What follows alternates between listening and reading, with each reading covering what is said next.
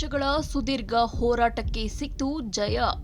ವೀರಪ್ಪನ್ ಸಂದರ್ಶನ ವಿವಾದ ಕೋರ್ಟ್ನಲ್ಲಿ ಗೆದ್ದ ಖ್ಯಾತ ನಟಿ.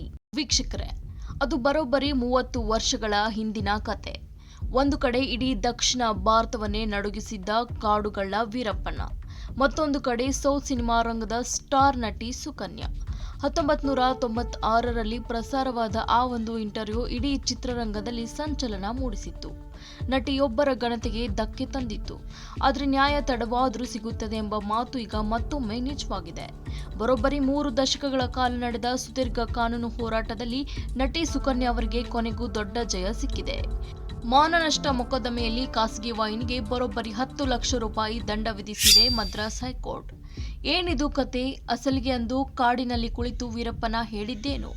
ನಟಿ ಸುಕನ್ಯಾ ಅನುಭವಿಸಿದ ನರಕ ಯಾತನೆ ಎಂಥದ್ದು? ಇಲ್ಲಿ ನೋಡೋಣ ಬನ್ನಿ. ಇದು 1996ರಲ್ಲಿ ನಡೆದ ಘಟನೆ. ತಮಿಳಿನ ಖ್ಯಾತ ನಕ್ಕೀರನ ಪತ್ರಿಕೆಯ ಸಂಪಾದಕ ಗೋಪಾಲ್ ಅವರು ಕಾಡಿಗೆ ಹೋಗಿ ವೀರಪ್ಪನನ ಭೀಕರ ಸಂದರ್ಶನ ಮಾಡಿದ್ರು. ಆ 9 ಗಂಟೆಗಳ ಸುದೀರ್ಘ ಸಂದರ್ಶನವನ್ನ ಸನ್ ಟಿವಿ ನೆಟ್ವರ್ಕ್ ತನ್ನ ವಾಹಿನಿಯಲ್ಲಿ ಸರಣಿ ರೂಪದಲ್ಲಿ ಪ್ರಸಾರ ಮಾಡಿತ್ತು. ಆ ಸಂದರ್ಶನದಲ್ಲಿ ವೀರಪ್ಪನ ನಟಿ ಸುಕನ್ಯಾ ಅವರ ವೈಯಕ್ತಿಕ ಜೀವನದ ಬಗ್ಗೆ ಅತ್ಯಂತ ಆಕ್ಷೇಪಾರ್ಹ ಹಾಗೂ ಸುಳ್ಳು ಆರೋಪಗಳನ್ನ ಮಾಡಿದ್ದ.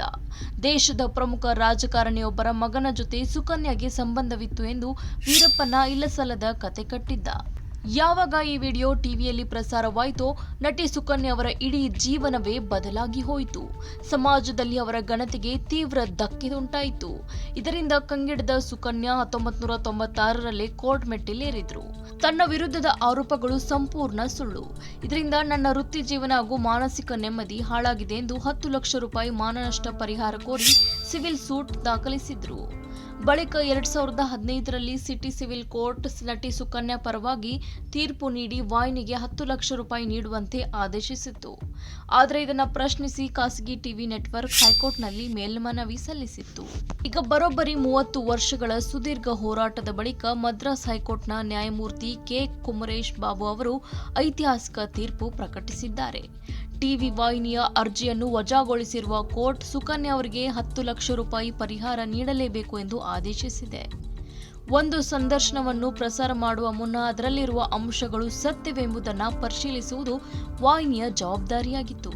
ಎಡಿಟ್ ಮಾಡುವ ಸಂಪೂರ್ಣ ಹಕ್ಕಿದ್ರೂ ವಾಹಿನಿ ಬೇಕೆಂದೇ ಆ ವಿವಾದಾತ್ಮಕ ಭಾಗವನ್ನು ಪ್ರಸಾರ ಮಾಡಿದೆ ಎಂದು ಕೋರ್ಟ್ ಗಂಭೀರವಾಗಿ ಪರಿಗಣಿಸಿದೆ. ಅಲ್ಲದೆ ವಾಹಿನಿ ತನ್ನ ತಪ್ಪಿಗೆ ಟಿವಿಯಲ್ಲಿ ಕ್ಷಮೆ ಯಾಚಿಸದೆ ಯಾವುದೋ ಒಂದು ಪತ್ರಿಕೆಯಲ್ಲಿ ಸಣ್ಣದಾಗಿ ಕ್ಷಮೆ ಕೋರಿದ್ದನ್ನು ಕೋರ್ಟ್ ತೀವ್ರವಾಗಿ ತರಾಟೆಗೆ ತೆಗೆದುಕೊಂಡಿದೆ. ಈ ತೀರ್ಪು ಕೇವಲ ನಟಿ ಸುಕನ್ಯಾ ಅವರಿಗೆ ಸಿಕ್ಕ ಜಯ ಮಾತ್ರವಲ್ಲ, ಬದಲಿಗೆ ಟಿಆರ್ಪಿ ಹೆಸರಿನಲ್ಲಿ ಸೆನ್ಸೇಷನ್ ಸೃಷ್ಟಿಸುವ ಬೇರೆಯವರ ವೈಯಕ್ತಿಕ ಜೀವನದ ಮೇಲೆ ಕೆಸರೆರಚುವ ಮಾಧ್ಯಮಗಳ ಬೇಜವಾಬ್ದಾರಿತನಕ್ಕೆ ಕೋರ್ಟ್ ನೀಡಿರುವ ದೊಡ್ಡ ಚಾಟಿ ಏಟು. 30 ವರ್ಷಗಳು ಕಳೆದಿರಬಹುದು. ಸುಕನ್ಯಾ ಅವರ ಯೌವನ ಮತ್ತು ಅಂದಿನ ಸ್ಟಾರ್ಡಮ್ ವಾಪಸ್ ಬರಲಾರದು. ಆದರೆ ಅವರು ಹೆಣ್ಣಾಗಿ ನಡೆಸಿದ ಹೋರಾಟ ಮತ್ತು ಅವರಿಗೆ ಸಿಕ್ಕ ಗೌರವ ಎಂದಿಗೂ ಮಾಸದಂತದು. ಸೆಂಚುರಿ ಟಿವಿ ಕನ್ನಡ ಚಾನೆಲ್ ಅನ್ನು ಸಬ್ಸ್ಕ್ರೈಬ್ ಮಾಡಿ, ಲೈಕ್ ಮಾಡಿ, ಕಾಮೆಂಟ್ ಮಾಡಿ, ಶೇರ್ ಮಾಡಿ.